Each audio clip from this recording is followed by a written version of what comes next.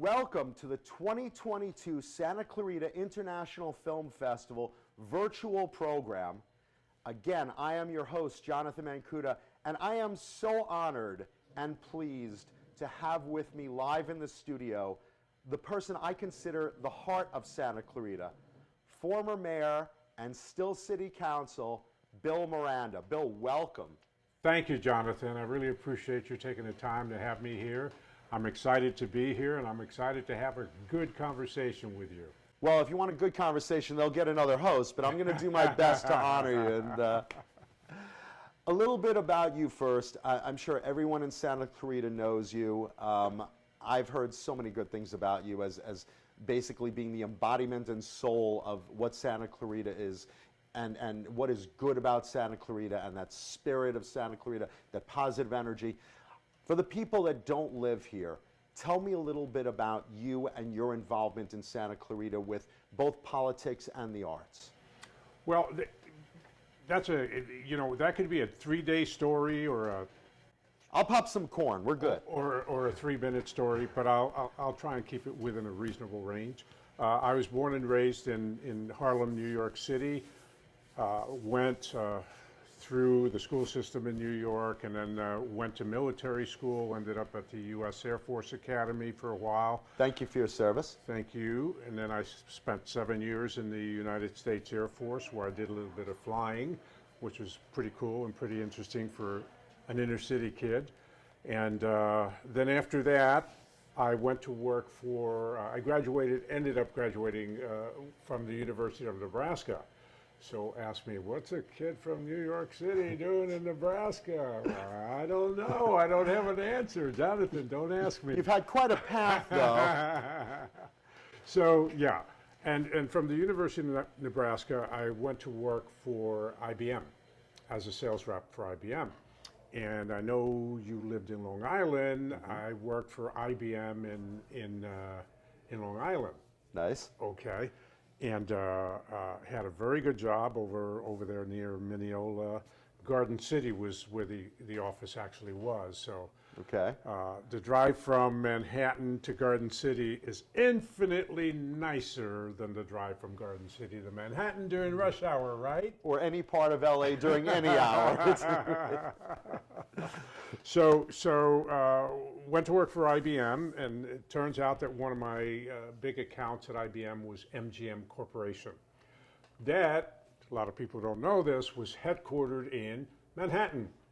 At the time, interesting. MGM Corporation was headquartered in Manhattan, and it was my biggest account for IBM, and I knew their computer systems inside out. Well, because I knew it inside out, when MGM hit on hard times and they moved their corporate headquarters to Culver City, the guy who knew their computers better than anybody else was sitting here with you right now, or is sitting here with you right now. And not that I was that smart, but I was smarter than whoever else was moving out to California. And so I moved out to California with IBM to work on the MGM computers. Great news. While I was at MGM in Culver City, I met the loveliest woman in the world. Do tell. Certainly the loveliest woman in my world. And her name is Virginia, and she's been my wife for almost 49 years. You don't even look 49 years old. I know. What's wrong with this? Good genetics. But, yeah. Thank you, Mom and Dad. And so I met my lovely wife, and it turns out she's an artist. She paints. Creative. Artists, and she's very, very good, if I don't say so myself. It is through her that I got really engaged in the arts. Because she worked in a movie studio, and she worked at MGM. She worked at MGM, and so I got to see movies being made. I got to go on sets and sound stages and all those wonderful things, and I got to know and understand not only what I see on the screen, but how you make the sausage, okay? And I say that very respectfully because the things you have to do, you know, when you see the credits in a movie and you think, so many people, they all have a job to do, they all have a responsibility. movies just, they're not magic. It's a good analogy, the sausage. It really is. Okay, but I apologize for the analogy. I can But think of it another one. fits very accurately. We both know that. So that's how I got involved initially, and then because my wife is a painter, that got me involved in the fine art side of it as well. So the film, the fine art, and then over time, I have to tell you, being from New York, the music and comedy I had already. Yeah. Okay. That comes, for those not from New York, that kind of comes with the territory, as we both know as New Yorkers, so it's ingrained in you. You know, if you look back at the golden age of comedy, they're all basically New Yorkers. The Borscht Belt. We'll go, how far back do we want to go? I don't know. I have it in my family, too. My family also comes, my grandfather was on the radio and comedy and singing and all that stuff. So yeah, it's a New York thing for sure. Yeah, and it was so that was ingrained in me already. So all of a sudden I'm out here, I start hitting middle age, and you know, I'm a film guy, I'm a music guy, I'm an art guy, I'm a comedy guy. You're a Renaissance man. I'm a Renaissance man, kind of, sort of, right? And so to answer your question in a somewhat condensed way, I love the arts. Societies, civilizations that have strong arts are strong, vibrant civilizations. That's very true. If they don't have strong arts, not good. Not good. So you love movies, Oh, you love TV, crazy about movies. you love the medium. Now you also wrote books. I did. Is there anything you haven't done? Have you been to the top of Everest? Have you swam in volcanoes of lava? You've done everything. No. But Tell me about the books. I did run a marathon in Hawaii, in Honolulu. I lived in Honolulu for a year. Oh my goodness. I was on the TV show Lost, and I lived there on Oahu in Waikiki for 1 year. Oh my goodness. I loved it. It was beautiful. should Shout out to the people of Hawaii, by the way. It's there you go. Absolutely, absolutely. So yes, I wrote a couple of books. I wrote one in 2013 called Profiles in Latino Courage. I am very proud of my heritage, and I like to pass it down, or pass it forward, if you will, to the next generation and the generations after that as much as I can, because I strongly believe that a society that's integrated in every way is vital to the success of that society, right? Let everybody in. Everybody has something to give, something to offer, something we can take from that makes us a better society. And so I wrote the book, Profiles in Latino Courage, about 7 people. Now, you may say I stole the title from John F. Kennedy. Well, it's a play on the title, on a famous quote of JFK. Sure. If he's still alive, he could sue me, I guess. I don't know. I think you'll be okay. So I worked for an auction house once called Profiles in History. Oh. Also taken from the title of JFK. Yeah, So yeah. we're all good in the usage with Yeah, that. and by the way, for those of you who don't know, Profiles in Courage by JFK was a fantastic book and changed a lot of the world. Definitely. Okay, and certainly in my generation, and probably In all lasting of for years. ours. So I wrote about 7 people who have immigrated to this country and started with nothing. Some of them were illegal immigrants, people who started basically with nothing and turned nothing into something, and something into something really special. And all 7 people, Latinos of course, from different countries, all 7 people were people of strong will, people of strong honor, strong spiritual, centered on their spirituality. Conviction. Conviction, thank you. Because this happens all the time. I picked 7 people, right? I could have picked 700 or 7,000, 700,000, very easily. But I picked 7.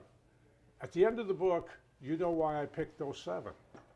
I haven't read the book yet, No. but I'd love to. At the end of the book, it turns out they're all from Santa Clarita. Beautiful. Okay? So my point was, everybody can be special. Everybody can bring something to the table. Everybody can make that society better. And so that was the first book I wrote. I just want to touch on that real quick because I've always stood by this. I actually had this conversation with someone earlier in the studio today.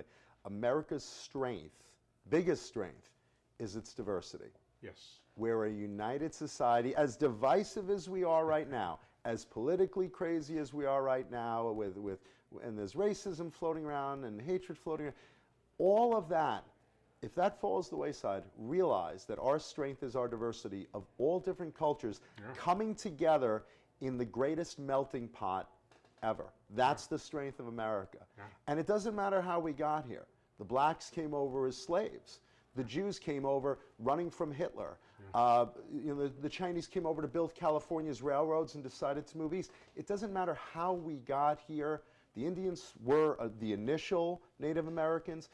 All of us bring something important to the table, a piece of that puzzle that builds the greatness of what this country is about. That's what I've always believed. I still believe that to this moment. And I do too. And Excellent. one of the advantages that you and I had, thanks to fortune, we grew up in the biggest melting pot in the world. I always said that. Okay. I even said that today. Biggest melting pot in the world. Let me tell you, in my building, my 6-story building, tenement building, there was a piece of everything, everything. You know, there's not a minority you can name in the 60 so apartments that we had in my building that wasn't represented. Same where I grew up. It's crazy good, okay? So you grew up knowing and understanding that A, everybody has good in them, and B, if you all work together, the things you can't do. There's nothing. Okay? You could have the best Ring Olivio team on the block. You could have the best stickball team on the block if you guys work together. Try a potluck one night with all the neighbors. And you know what? As kids, there was no hatred. It's not. Everybody, we all played together. Who's the kids in the building? Who's the kids down the block? Right. Right? And every time there was a new kid, first thing you ask him is, can you play stickball? Yeah. Are you a good catcher? Are you a good catcher? What can you do? That's what we cared about. So my second book had more to do with politics. One of the things I'm most proud of, and thank you for your calling me Mr. Santa Clarita, or something It's like what that. I've heard. Okay. When I've come to work in Santa Clarita, I have asked, everybody about everything, and I have heard your name bandied about with such love. Thank you. The people are so grateful to you for the things you've done for Santa Clarita. You're an inspiration and a figurehead and a great representation of Santa Clarita. And that carries on today with your work in politics. And tell me about your second book. You were saying in politics. So my second book is a new kind of mayor. So last year I was the mayor of Santa Clarita. We rotate mayors, and it was my turn to rotate in. I was the first Latino mayor in the history of Santa Clarita, 35-year history of Santa Clarita. The first Latino mayor, first mayor of color, the first mayor of diversity of thought, okay? And I say that very respectfully of all the mayors that preceded me. But what I mean by that is 2 weeks into my being on the council 6 years ago, I asked to honor Black History Month. Nobody had ever done that before. Which is shocking, considering where we are. Shocking, okay? A little while later, I asked for Filipino History Month, a number of months later. No one had ever done that. We have a vibrant Filipino community here. No one had ever done that, to honor Filipino History Month. Latino History Month, they had done it a few times, so I won't take credit for that. The biggest pushback I got from some people, we won't say who those people are, was when I asked for LGBTQ plus to honor them. You're speaking my language because I'm an ally. I'm a proud ally of Do the you community. really want to do that, Bill? Yes, I do. Bill, think about it really carefully. Do you really want to do that? Yes. And without hesitation, I want to do that. Well, let me take the temperature. Is this still America? Are we Yeah. still in California? Okay, yes, Okay. then I would like to do that. Well, Sure. you know, the inference was, you know, someday you're going to want to be reelected, and this will kill your reelection. I don't give two whatevers. We're in a family show. Absolutely, Okay. we understand. So that was one of my proudest moments. And it should be. All right, and I went and met with the members of the LGBTQ community, and I have to tell you, I have more friends there than I do in other places. You know? They'll remember that when you come more. over for dinner. Hey, what do you got cooking there? Yeah, I could go there. I never have to buy a glass of wine. You know? It's there. It's I got there, friends. definitely. I've got friends in high places. No, but that was important to me. So a new kind of mayor, it was about not only that I'm the first Latino mayor, that I'm the first mayor of color, but that I'm the first mayor that welcomes diversity and inclusion. People who see this interview are going to push back and say, well, wait a minute. No. You can welcome diversity and inclusion in things that you want. That's not welcoming all diversity and inclusion. If you welcome diversity and inclusion, you have to welcome all of diversity and include everybody. Agreed. Then you can talk about being strong on diversity and inclusion. But if all you do is say, whoa, you know, I support women. Do you support gays? No. Then you're missing Then somebody. you're missing the boat, okay? Do you support minorities? No. Then you're missing the boat. Well, you know, the reason we haven't had a Latino on the council is because no Latino has applied. Well, why does a Latino have to apply? Why don't you get the word out to the Latino community? We are looking for council members. We're holding an election, right? But no, both parties kind of go like that, pick their own, and you know, this goes back. And again, I'm going to divert a little bit. I'm sorry. Please do. This goes back to affirmative action in the 60s and 70s. Okay? Affirmative action. We're going to have more women in the workforce, number one. And number two, we're going to promote women. Okay? And so what did they do, the corporations, including IBM where I worked? Corporation put out ads. We want to hire women. Where did they put out the ads? New York Times, Wall Street Journal. How many women in the 50s and 60s? Not Women's Day, parenting. Exactly. Yeah. Exactly. So I left IBM. Well, no women applied. Yeah, exactly. I don't understand. We had Hardware, we had Soldier of Fortune magazine, and Superman's Action Comics, and no women came. I don't understand how that worked. Okay. So then I left IBM and I went to work for Xerox. Xerox was very strong on affirmative action. Very strong. They advertised on Women's Day. They advertised in Cosmopolitan and magazines and papers where women were likely to see the ads. And all of a sudden, we started hiring women. And all of a sudden, within each corporation, they started promoting women. Now, is the job done? No. The job's By not far, done. by far, the job's not done. But, and the thing that's shameful, sorry, is that was 50 years ago. Hard to believe. That was 50 years ago. In people's lifetimes. Yeah. My parents saw that. And all of a sudden, if you look at the boards of directors of major corporations, you know, the Fortune 500, let's say, and you look at how many women are on the boards of directors, total women on the boards of directors of all Fortune 500s, it's something like 20%. But women make up more than 50% of the population.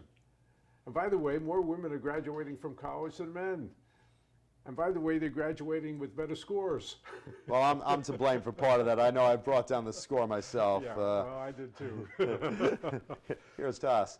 So a new kind of mayor talks about my upbringing, my growing up, my years in the service, and I'll divert myself again a little quickly about how when I was in the military, I went to Atlanta, and I was stationed for a while in Atlanta, and I had to go get a haircut in a local barbershop. I went into a local barbershop to get a haircut, and I waited and waited and waited, and I'm a New Yorker. If it's my turn, hey, it's my turn. We get that. So the guy said, "Oh no, that guy had an appointment." What the hell's an appointment in a barbershop? Okay, fine. In our day. Okay. It's not a big thing. It's yeah. not, now you got What do you have to read here? Comic book? Yeah, All right, yeah, I'm good. Yeah. So, and then another guy Jumps the line. Jumps the line, and I stood You're up, starting to get the gist and of I it said, now. And I told him, I said, no, it's my turn, and I sat in a chair. He said, what are you doing? I said, I'm sitting in my chair, it's my turn. He goes, well, I can't cut your hair. I said, why not? He said, well, I don't know how to cut that hair. Oh, See it's my a hair? different type. Sure. It's a lovely head of hair, by the way. Thank you. I can't cut that hair. What do you mean you can't cut my hair? He says, well, I don't know how to cut that hair.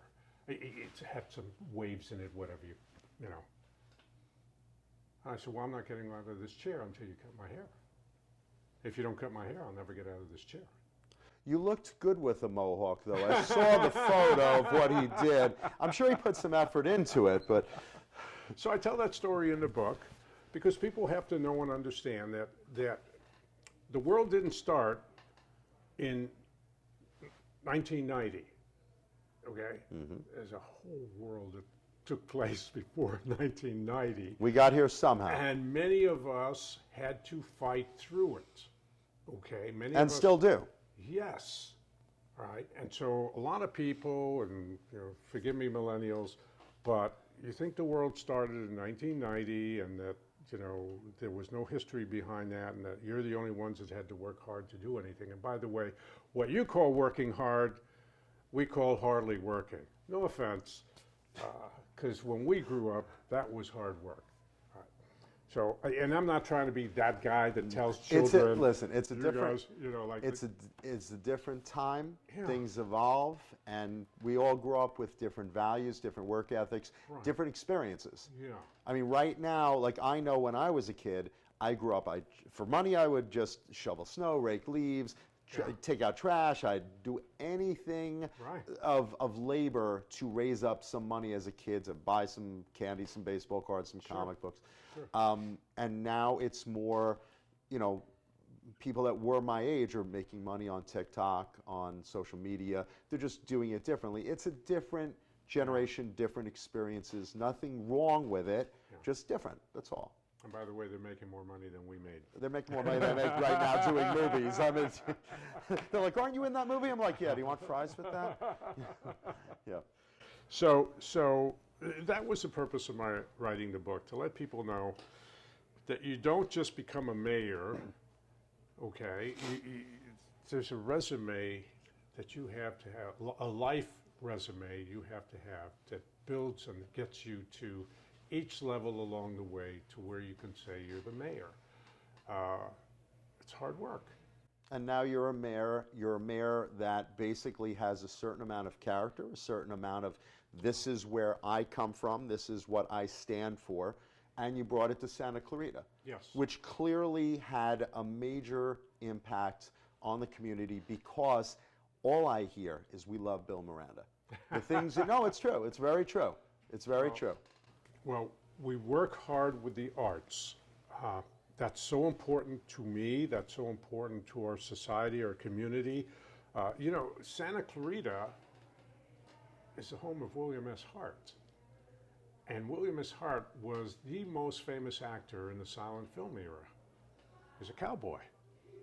And his home, his ranch, is over here in Santa Clarita, William S. Hart Park.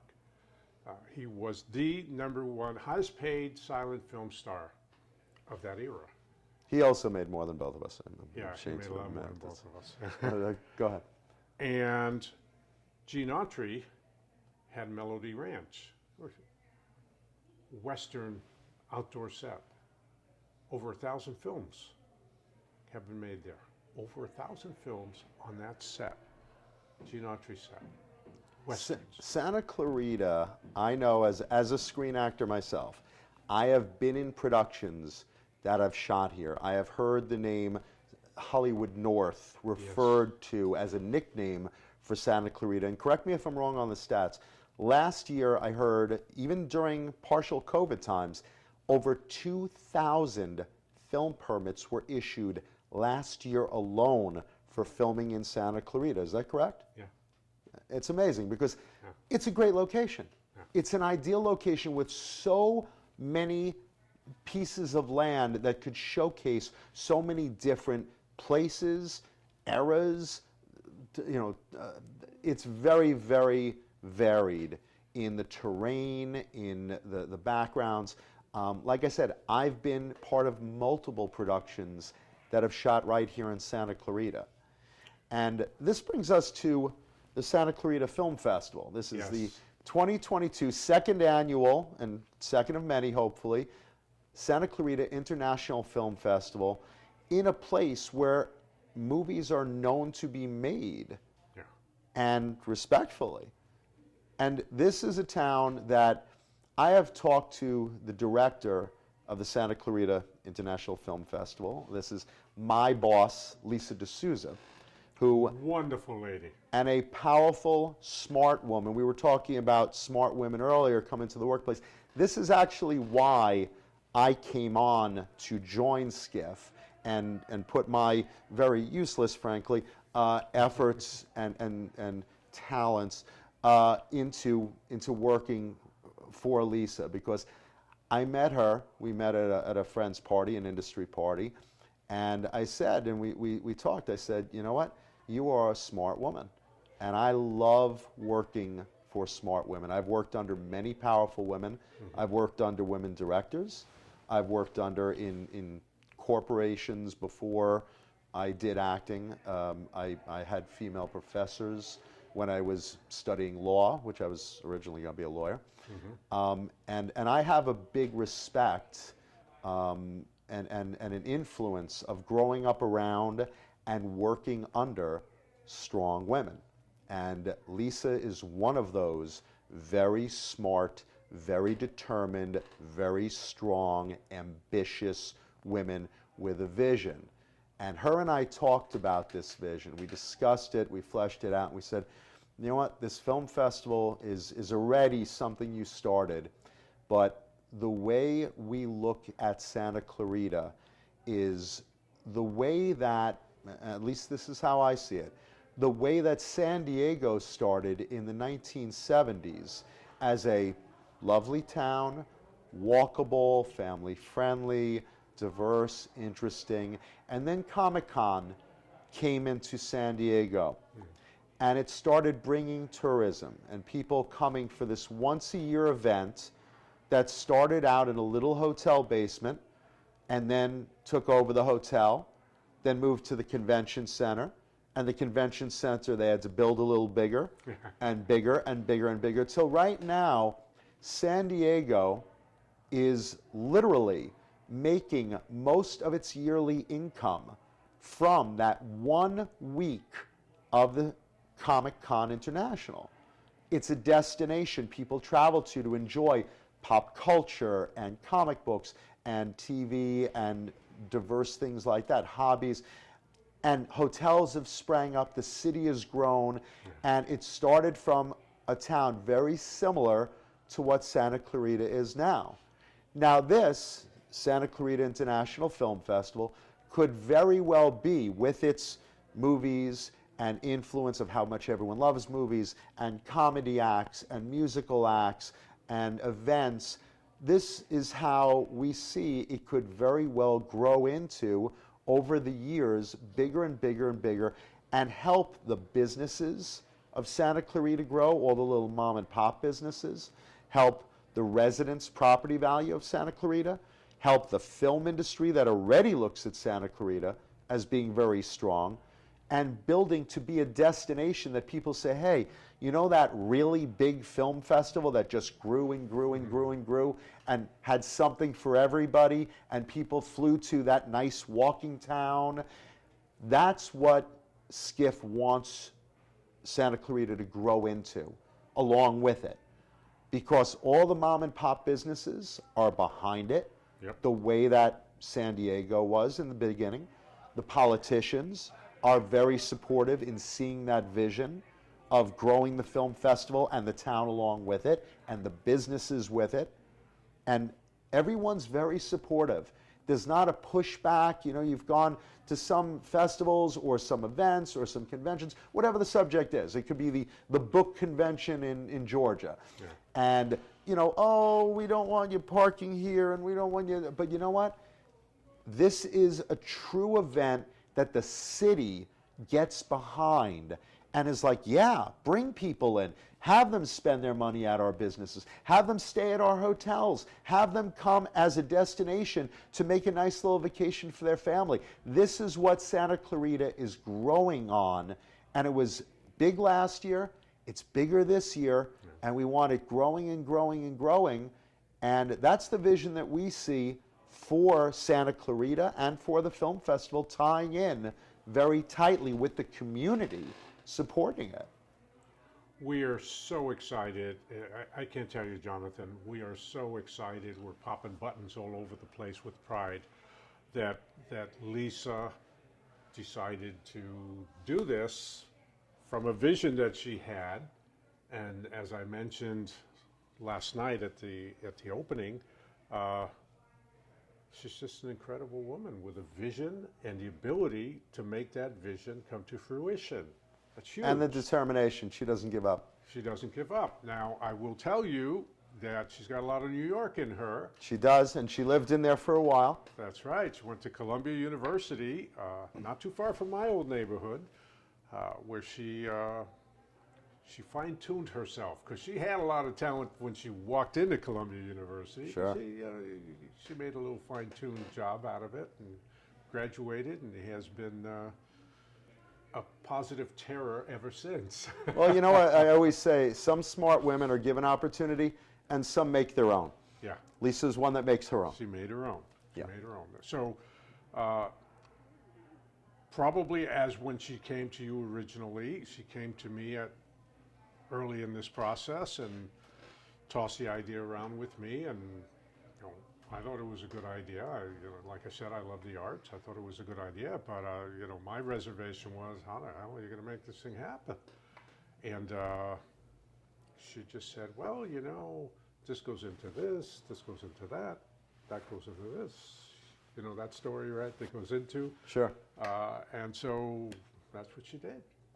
She convinced me that she could make it work. And it's hard to stop a smart force of nature, isn't it? Yeah, and so what happens is when one of us is convinced, we go, damn, she's good. You know, she convinced me, but I don't know that she can go and convince somebody else. And then the next thing you know is she's talking about her team. Wait a minute, I had a conversation with you not that long ago when it was just you. Now you're talking about a team. Yeah, well, I got a dozen people. I told you I was going to get. She said to me, I told you I was going to get to work on this. Okay. And all of a sudden she had a dozen people, and then 2 dozen people. And, you know, now her team is like at least 4 dozen people. It's a small army, yeah. It's a small army. And it's an army of talented people, people who have experience in showbiz. And in all the different levels and elements of showbiz. Had a lot of talented people, including you. Well, that was her only mistake. Was actually everyone has one lapse in judgment. I was probably that lapse, but you know. But I work for free. You know, that's another thing. SCIFF is a nonprofit. Yes. So all our money is sponsor based.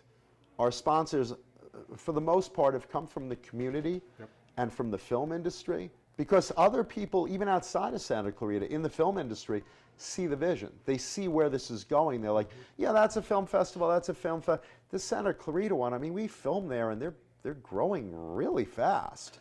That's pretty amazing. And we're not just films. We also have comedy. We also have music and events. And it's amazing that a nonprofit, we all agree to work as a labor of love, as you said, supporting the arts, supporting the community, supporting the businesses.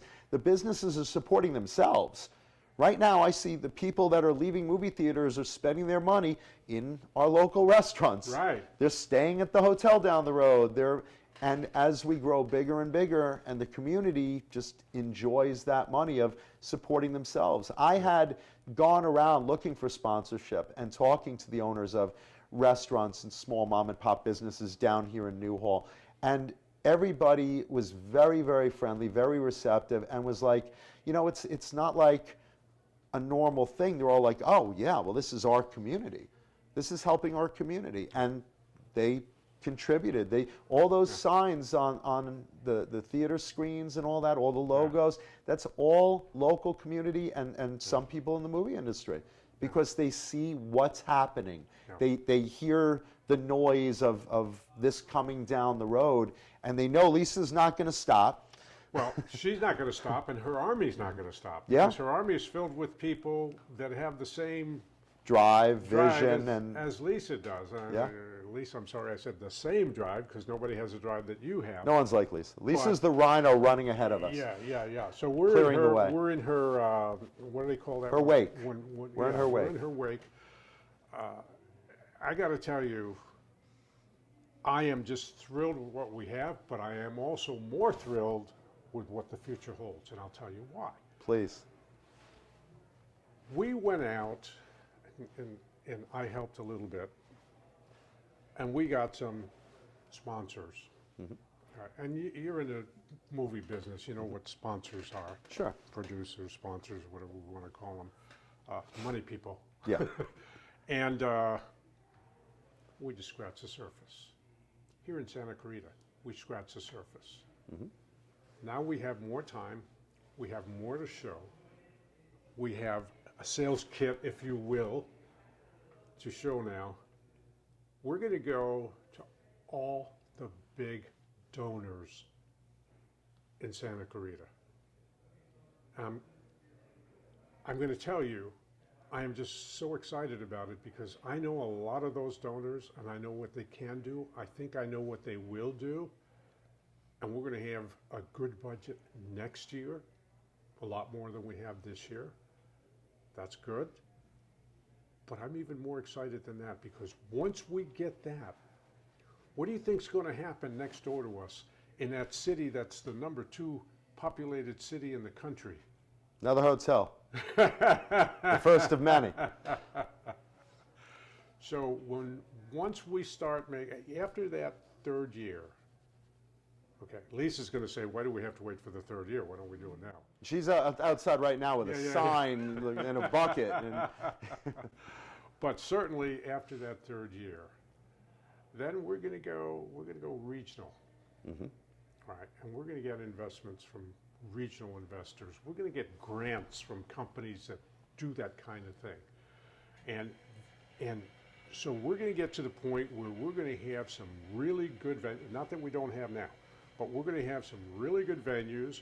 We're going to have some really good films to showcase, you know, comedians, actors, musicians, singers, the artists, the whole bit. We're going to have some of the top of the top. We don't have a convention center here in Santa Clarita. Yet. Thank you. That's what I'm excited about. See, the yin and the yang. I want to build it and they will come. Yeah, I want a convention center. They say, well, you know, you got to show me how a convention center is going to pay for itself. Cities don't need to make a profit. They need to have things paid for themselves. Mm-hmm. Okay. Yeah. Well, same with SCIFF. We're a nonprofit. Right. Everything's a tax write-off. Everyone that contributes, it's a tax write-off. I explained to them, I said, we all got to pay taxes. You're going to give it to the government anyway. It doesn't mean you can't get something for it. You can get exposure for your business. You could support your own community. It's the same tax money. Right. And so I'm very excited with the probability that we'll be able to go out to some major donors, to some major grant givers, and this festival, at some point in time, maybe in the next 3, maybe in the next 5 years, is going to start to rival Sundance. That's big. It is, but I see the vision. And that's Okay. why I'm here. Because I do believe in that vision. I support that vision. And I support Lisa D'Souza. And I support everyone that works hard on this and the community that backs it up. I have seen very few communities get behind an event the way that Santa Clarita as a whole gets behind the film festival. And I do see, and I'll share something with you. I spoke to a real estate investor that is local, and we had a conversation one day over lunch, and we talked about SCIFF and we talked about this vision, and he said, you know what? I am quietly buying up real estate because I also see the eventual need for more hotels. Yes.